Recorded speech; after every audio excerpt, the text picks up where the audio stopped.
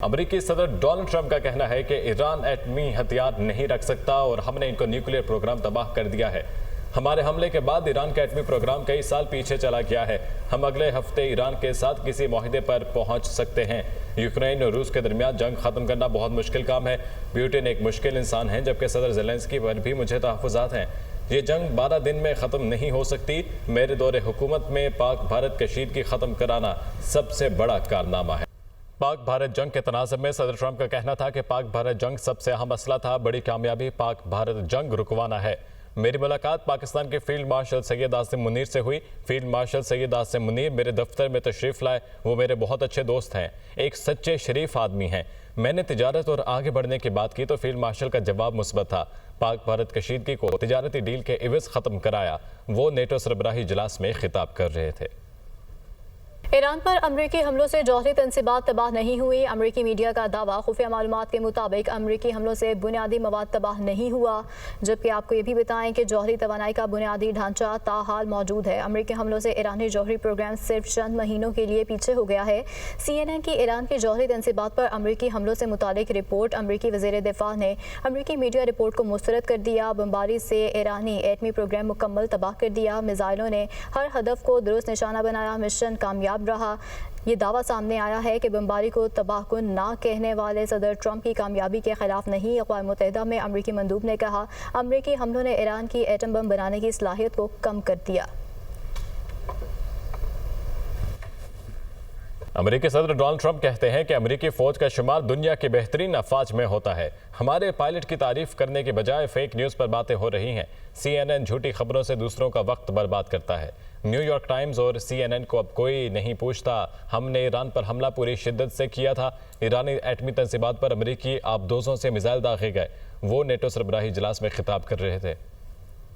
तुर्की Iran और Israel के दरमियान जंग बंदी का खैर मकदम करते हैं। तवक्को करते हैं दोनों फरीक अमरीकी सदर की गुजारिश की गैर मशरूत तामील करेंगे। तुर्क सदर तैयब रजब एर्दोगान की नेटो समिट के बाद मीडिया से गुफ्तगू, कहा खित्ते में अमन और इस्तेहकाम के लिए सिफारतकारी दिफाई तिजारत में इस्लाहात पर जोर देते हैं।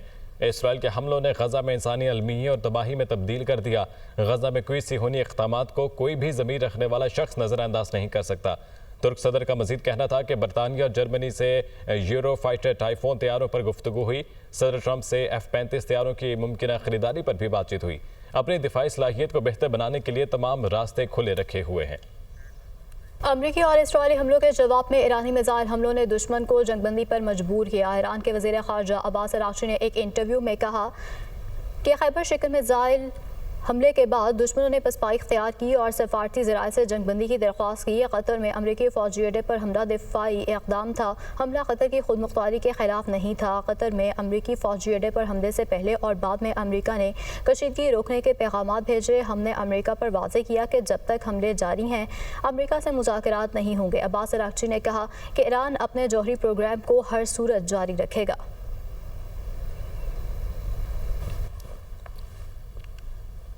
ईरान के जौहरी प्रोग्राम पर अक़वाम मुत्तहिदा सलामती कौंसिल इजलास में पाकिस्तान का दो टोक मौक़िफ़। ईरान इसराइल जंग बंदी को खुशाइन करार दे दिया। पाकिस्तानी मंदूब आसिम इफ्तिखार ने कहा, इसराइल ने ईरानी जौहरी प्लांट पर गैर कानूनी हमले किए। मसले के हल के लिए ताकत का इस्तेमाल नाकाबिले कबूल है। किसी को बिला जवाज हमलों की इजाज़त नहीं दी जानी चाहिए।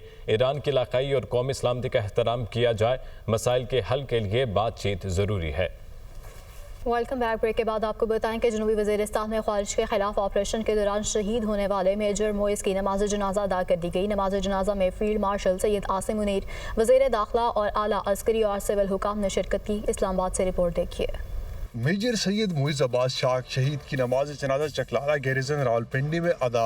फील्ड मार्शल सैयद आसिम मुनीर, वज़ीर दाखिला और आला अस्करी और सिविल हुकाम की शिरकत। इस मौके पर फील्ड मार्शल आसिम मुनीर ने कहा कि मेजर सैयद मोइज़ अब्बास ने वतन के दिफा में अपनी जान का नजराना दिया। इनकी ये कुर्बानी बहादुरी और हुब्बुल वतनी की आला रिवायतों की अलंबरदार है। कौम इनकी अजीम कुर्बानी को सलाम पेश करती है। हम अपने शुहदा के मकरूज हैं। शुहदा का लहू हमारे वतन की बुनियाद है। इस प्यार के मुताबिक शहीद का जस्ते हाकी इनके आबाई इलाके रवाना कर दिया गया है, जहां इन्हें फौजी एजाज के साथ सुपुर्द खाक किया जाएगा।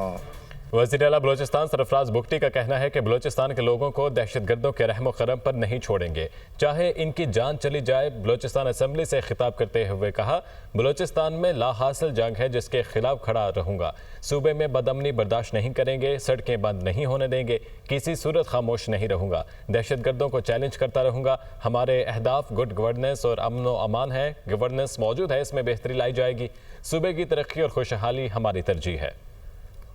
हसास इदारे और स्पेशल इन्वेस्टिगेशन यूनिट की मलीर में मुश्तरका कार्रवाई के दौरान भारतीय खुफिया एजेंसी रॉ से ताल्लुक रखने वाले 4 मुल्जिमान गिरफ्तार कर लिए गए। मुल्जिमान 2009 से अब तक 20 मरतबा बॉर्डर क्रॉस करके भारत गए। मलीर के इलाके में कायम फौजी तनसीबात सीपैक और सजाउल में भी अहम तनसीबात की लोकेशन रॉ को फराहम कर रहे थे। शहबाज खान की रिपोर्ट देखिए।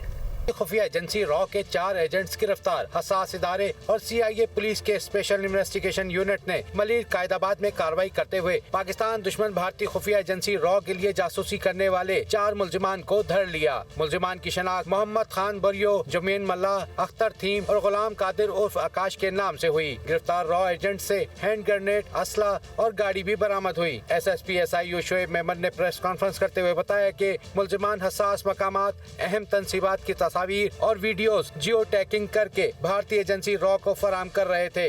2009 से ये भारत की एजेंसी रॉ और BSF के कैंप नंबर 59 में एक कर्नल हैं रंजीत, उनके साथ राब्ते में हैं।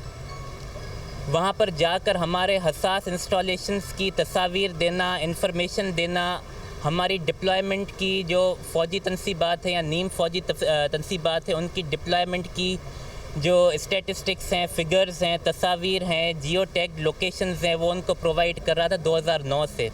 शोएब मेमन का मजीद कहना था कि भारतीय जासूस अहम मालूमात समंदर पार बॉर्डर पर BSF के कर्नल को फराहम करते थे, जिसके बदले में एजेंट्स को नकद रकम, कपड़े, सिगरेट और शराब मिलती थी। मुल्जिमान से हासिल करदा डाटा को फॉरेंसिक के लिए भेज दिया गया है।